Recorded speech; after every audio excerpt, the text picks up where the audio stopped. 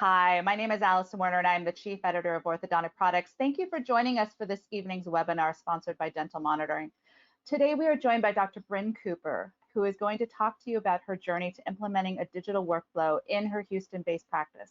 Not only is she going to talk about how digital workflow solutions can provide crucial practice insights, but she will also provide a decision-making checklist for implementing a digital workflow solution. Dr. Cooper, thank you for joining us tonight. Absolutely. Thank you for having me. Great. Well, before we get started, and before I introduce you a little bit more, I want to get some housekeeping out of the way. So first off, if you have technical difficulties viewing or hearing this webinar, please keep in mind that it will be available on demand after the live airing. It usually takes about an hour. Also, feel free to mention to any of your colleagues who may have missed it that they can still register and view it on demand. Second, we will have a Q&A at the end. Feel free to submit your questions in the question box in the control panel for this webinar, and we will answer those at the end of the presentation, and Dr. Cooper will get to as many as we can. Now, let me more formally introduce Dr. Cooper. She received her dental degree from the University of Texas Health Science Center at San Antonio and went on to complete her residency at the St. Louis Center for Advanced Dental Education and earned her master's in orthodontic certificates at St. Louis University.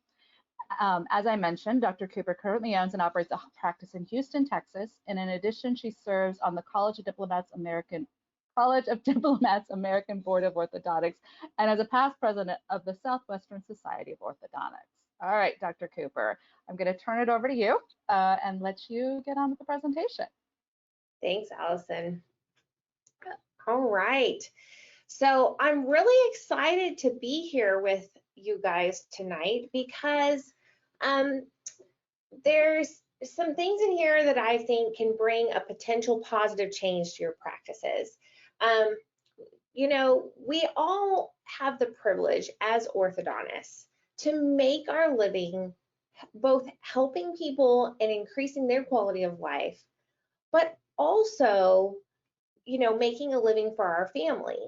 And so we don't have to make a choice of ethical dilemma every day. And I just think it's refreshing to be able to go to work and do that. And what that means is as we grow at our practices, we have this challenge because it means that we spend less and less time with our family, with our friends, with our hobbies, because we're serving our patients. And so we're constantly balancing our energy as we go through these clinical days. We're watching our team's bandwidth, and you know, you're watching what your patients need and trying to balance, okay, how do I keep going, yet keep myself at a place where I can serve my patients? And so what we're going to talk about tonight can give you some more time with the things that you believe to be personally important to you while enhancing your patient's experience. It's really a win-win.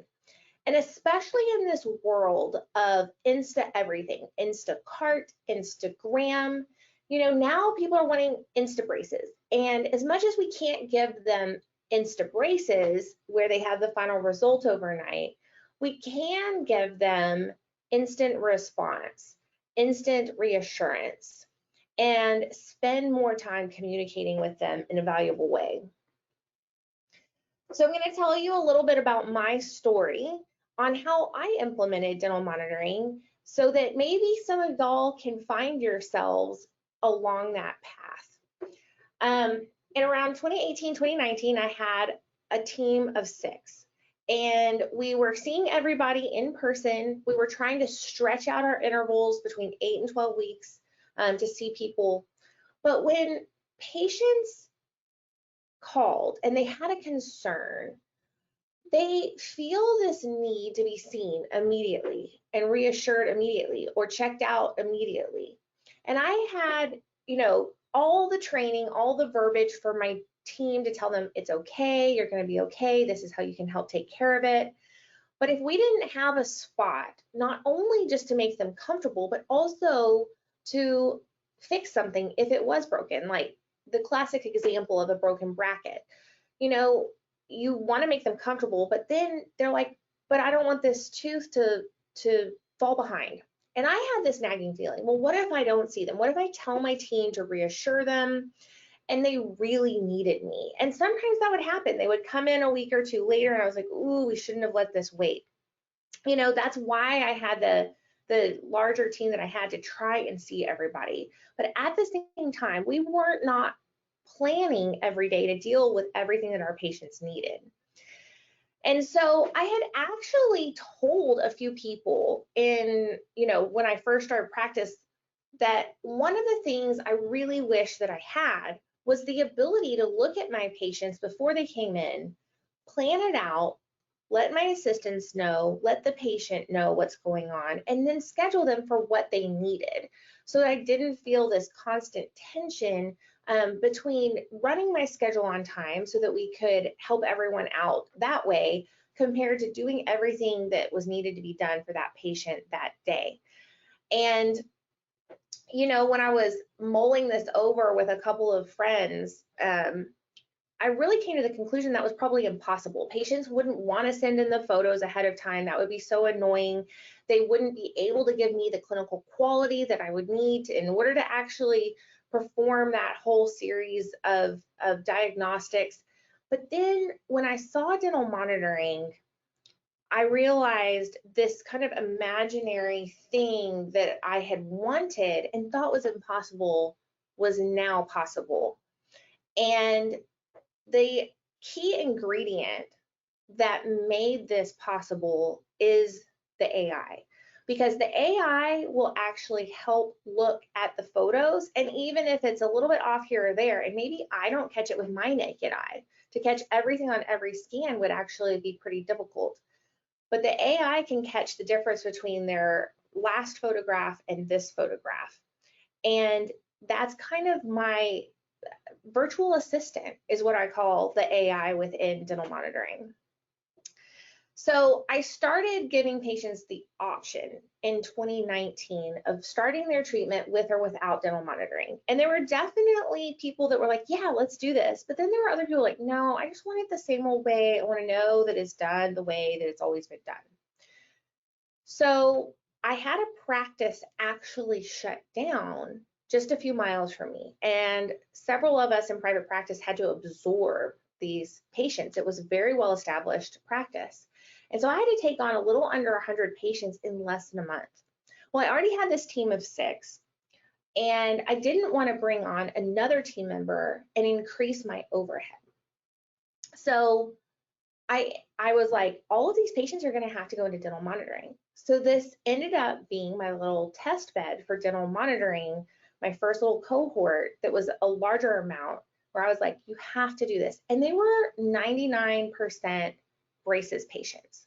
And so I just really worked on my protocols. The team and I were working together at least once a day to make sure that the patients were getting responded to. And this is where both me and my team got hooked on using dental monitoring to communicate with our patients, to make sure they knew that they were okay, to request photos to see if they needed anything. And especially because these patients had had such a jarring experience with the quick shutdown of the other clinic, they needed a lot of reassurance to know that their treatment was on track. So that happened in 2019. Once we had done that about 6 months, at the end of 2019, we started every new patient in dental monitoring.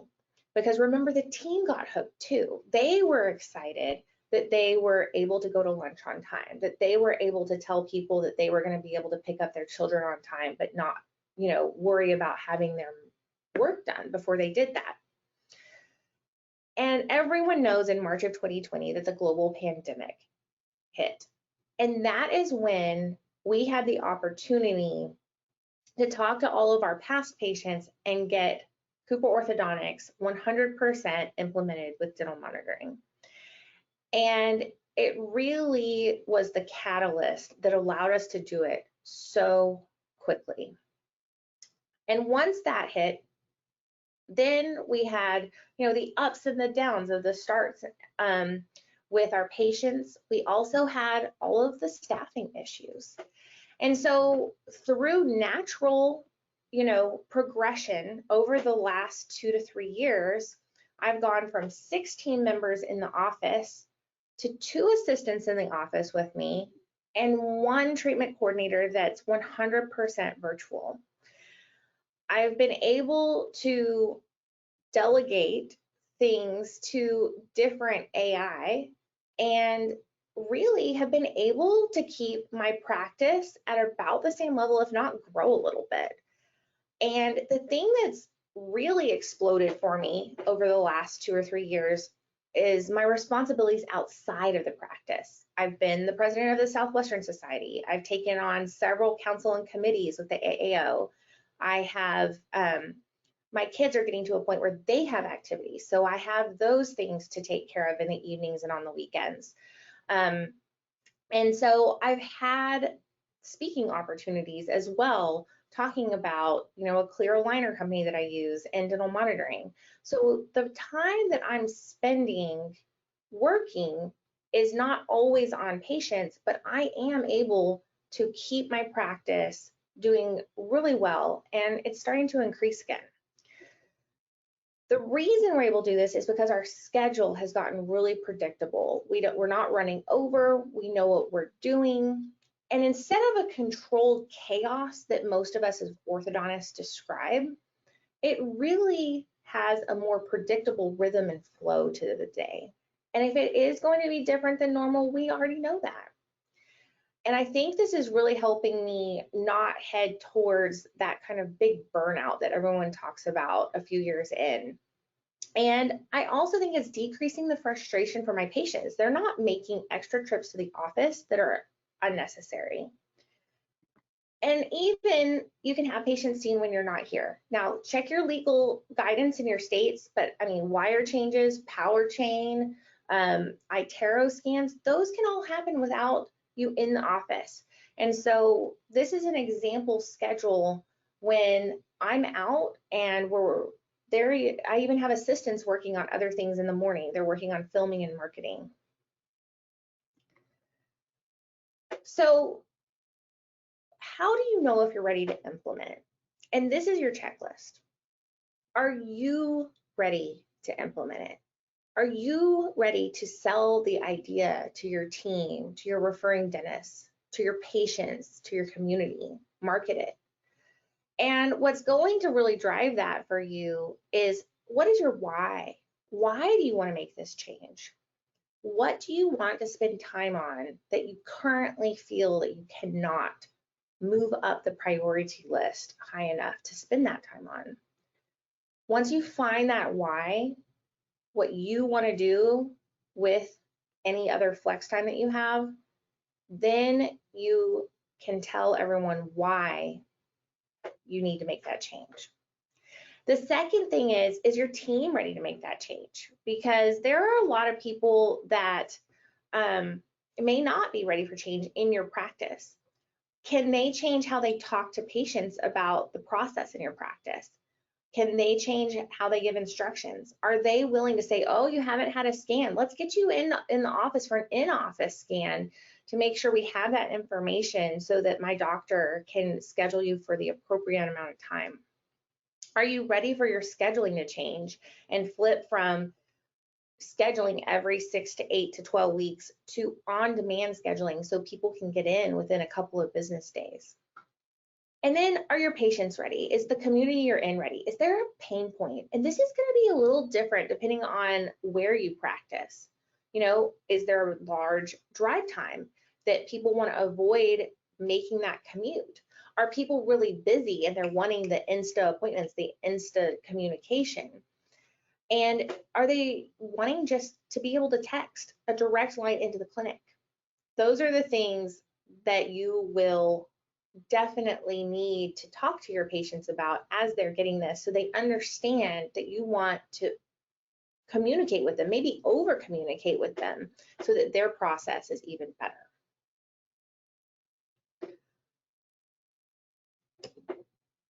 So let's talk about some insights from digital workflow. We're going to dive into the dashboard and the clinic, the clinical photos. So here's what the dashboard looks like when you're looking at a patient. And an example with braces patients that I love is reverse curve. Now, this patient did not come into the office from November of 21 to April of 22. but they had communication not only during each scan, but also in between that, as I told them why they didn't need to come in. And we're so used to bringing patients in every 4 weeks or so with power chain.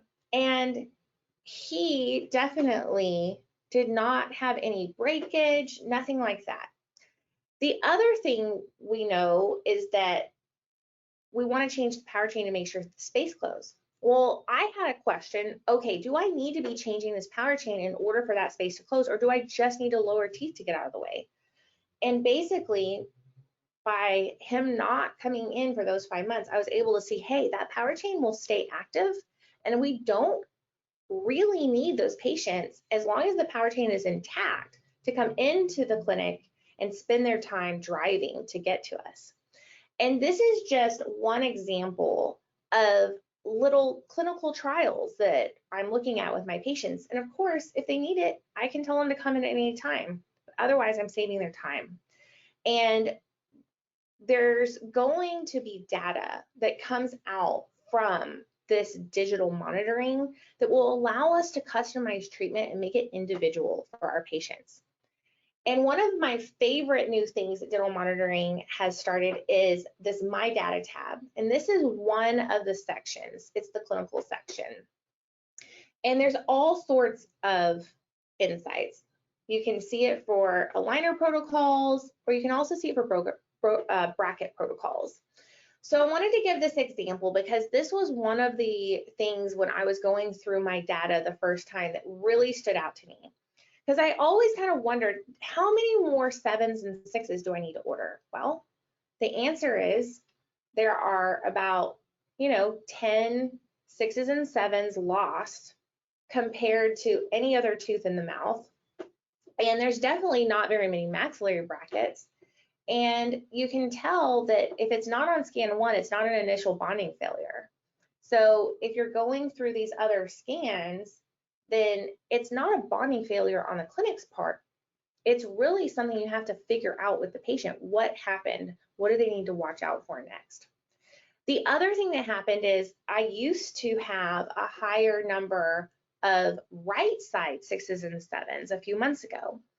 And we were able to pinpoint that through dental monitoring. And both of my clinical assistants and I are all right-handed. So the patient had their head turned to the right when they were doing bondings.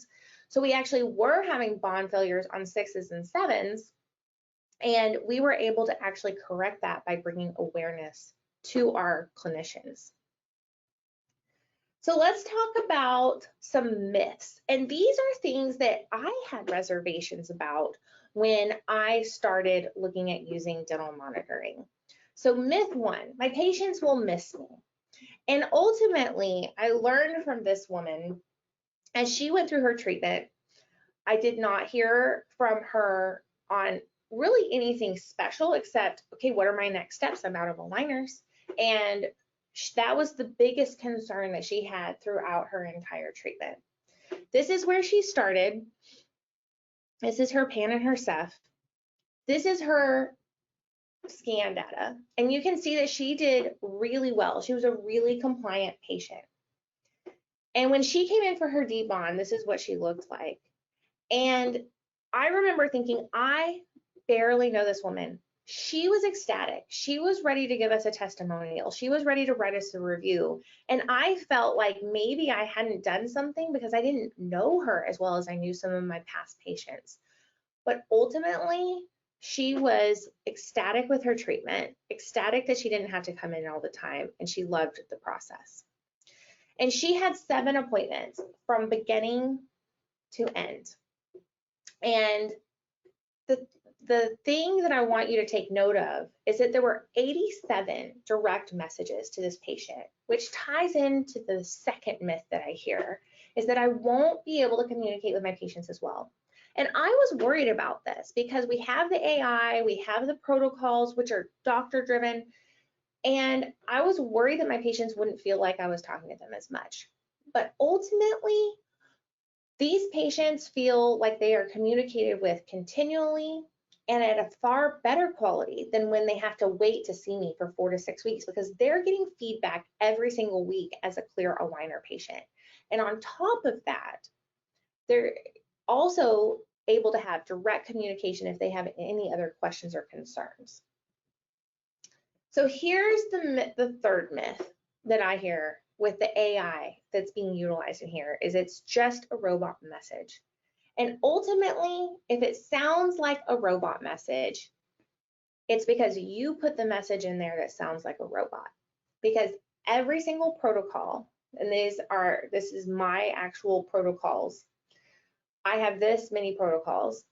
Every single message in the beginning, when I started, I typed it in or I modified it. And I have had help over the last few years because I love my dental monitoring plus, and I have someone in my clinic that also helps. And when a message doesn't look exactly right or sound exactly right, we modify it. But it's up to you to get in there and make sure that it sounds like you want it to sound like. And on top of that, I send custom videos. This is me sending a custom video to one of my patients about her expander with a custom message. And then she goes straight into scheduling because she knows it's us, and she knows that she'll get a response, and people want to schedule via text. And this is a HIPAA compliant way to do that. So here's the fourth myth, is my patients won't scan. They're going to have to come into the office anyway. And if you allow that and your assistants allow that, that may occur. But here's a little guy that really didn't do very well at the beginning of his scans, that really got the hang of it and did awesome later on. And that's because either they just get better at it, they watch the YouTube and they get better at it, they get messages, it's like, oh, your scan failed, or they'll call up and you or your assistants can help them scan the first couple times, or for literally the first 1 to 2 scans. I've never had anyone do it more than a month or two. You offer for them to come in and do in-office scans. They can show up and do an in-office scan with any of your team members at a time that's convenient. It doesn't have to have the doctor in the office, and they get this hang of scanning. And there's one other patient that I love. I love her. She lives in a different part of the country for 6 months, and she is almost 70 years old. And she was like, I have to do this monitoring because I have to go to my other house in the summer because I cannot handle the Houston heat. And she definitely is in the demographic of people where a lot of them don't want to scan necessarily, but they absolutely can. It's just a matter of them wanting to do it. So the fifth myth that I worried about when I was bringing dental monitoring on, and I've heard some other doctors talk about, is that dental monitoring won't help with the braces patients. It's really just for clear aligners. And because I started with that little test group of braces patients from the transfers, from the practice that shut down, I know 100,000% it helps my braces patients. And remember, my clear aligner patient had 7 appointments on their last one. But this guy started in December of 2021, and he actually does live out of town. But his mom wanted him to come see us, and she wanted him to be in dental monitoring. And so we started his braces, and this is where he is August 2nd. So that's a little under 9 months of braces. We're now going to just do a couple clear aligners, and he's going to finish up. And you may think, oh gosh, he had to drive 2 or 3 hours to get to you. But when you look at his appointment record, he had 5 appointments, which is actually less than the clear aligner patient to be treated. And so he had a great experience and actually posted online. And he had some friends that are getting treated by orthodontics closer to home that have been in braces. And granted, I think there was some phase 1 mixed in, but they're talking about 6 years of braces, and they can't believe that this guy got his braces off and on in under 9 months.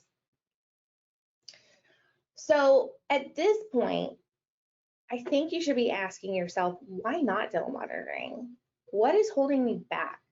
Because you have the knowledge of the huge advantage that dental monitoring can give you, both from this lecture and there's other good lectures out there.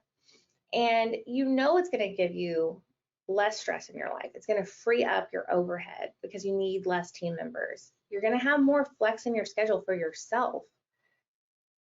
So now you also know what you need to implement this today, which is a mindset shift. And the DM team is here for you. When you sign up, you have implementation team that helps you get your protocol set up, that trains your team, that helps you make that transition. And then you also have seen how to have this shift in perspective.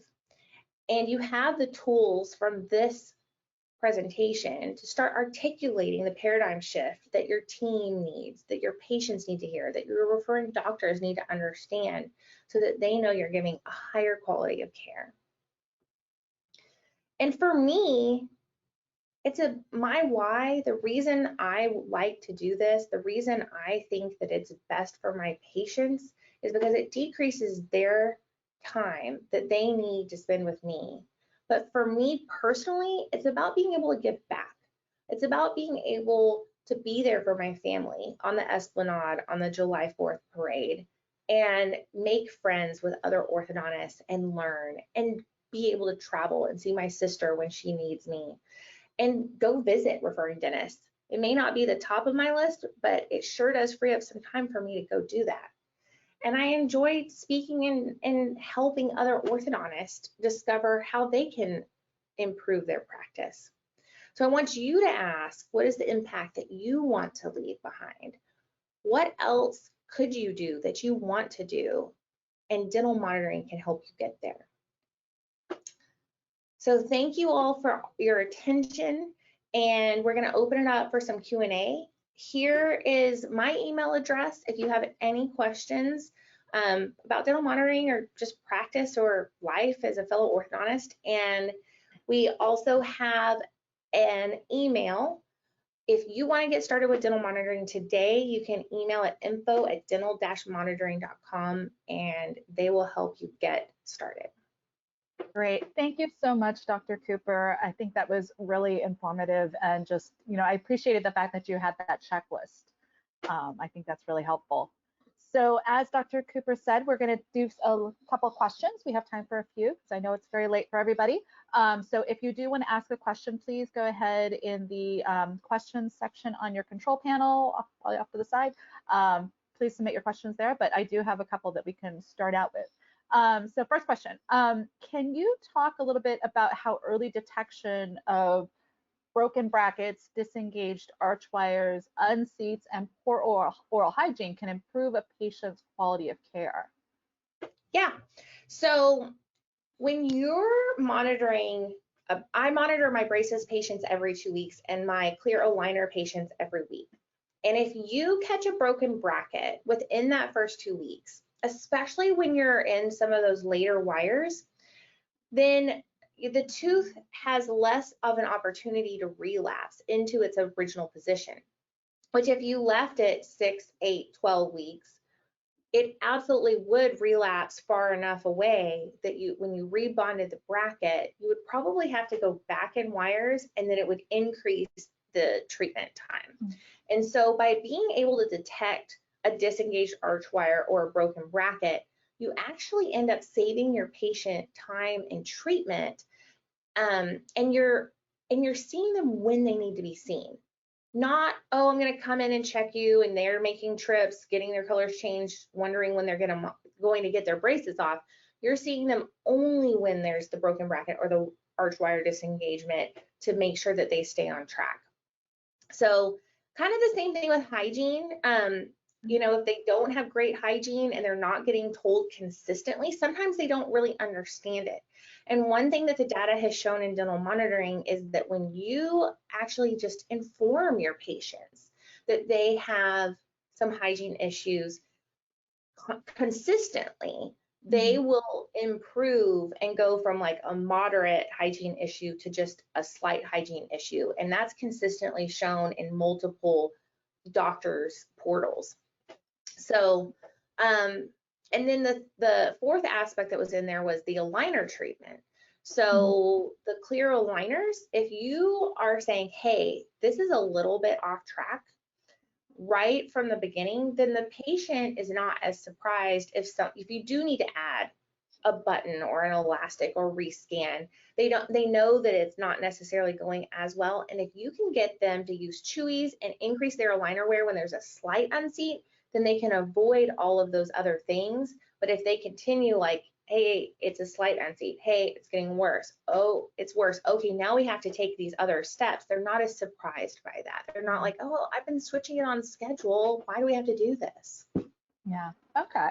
Well, okay. Our next question is, can you go a little bit more into how a digital workflow solution helped your practice be more efficient?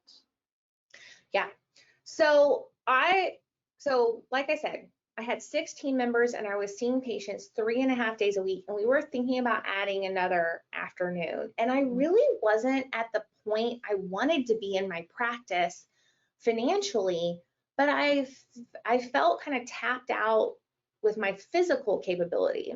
And so I was trying to find a way to increase my productivity without increasing clinical hours and without sacrificing my patient's care or communication. And so by implementing dental monitoring, I am now at 2.5 days of clinical a week. I have 2 clinical assistants. So I'm saving the overhead from 6 people in the office, well, 6 employees in general down to 3 employees in general. Okay. Then I'm also saving clinical time for me when I have to be in the office, giving myself more flex time, and becoming more efficient during the week with my clinical hours.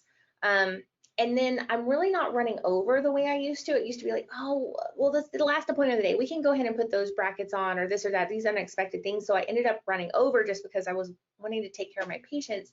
And now I really don't have to do that. And that has created efficiency in my, both my private life, and there's a lot of social things that I'm doing, to help business relationships and communicate with people and be a part of the community. And I know for a fact that I'm going to make it there and I'm not going to be stressed out and frazzled. Okay. All right. Well, we have time for one more question because I know it's late for everybody. So this last one is, have you seen improved patient experience directly impact your case acceptance rate? So that has actually been really interesting because there's this, I used to be about 60% adult, and I was looking at my data on dental monitoring, and I'm more like 75% adult. And there has been this kind of group of people that there's telling 2 referring doctors, one's a periodontist, and that's mostly an adult population, how much they love this dental monitoring experience because they get all their little questions answered right away. They know that I'm on top of it.